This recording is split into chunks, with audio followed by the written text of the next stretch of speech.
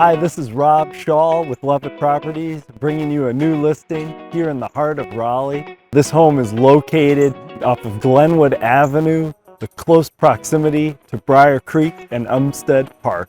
This is an end unit townhome in the Glenwood North townhome community.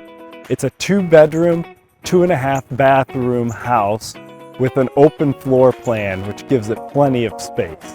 This house was built in 2005 and has recently had a brand new water heater, HVAC, and roof put in, so the home is move-in ready.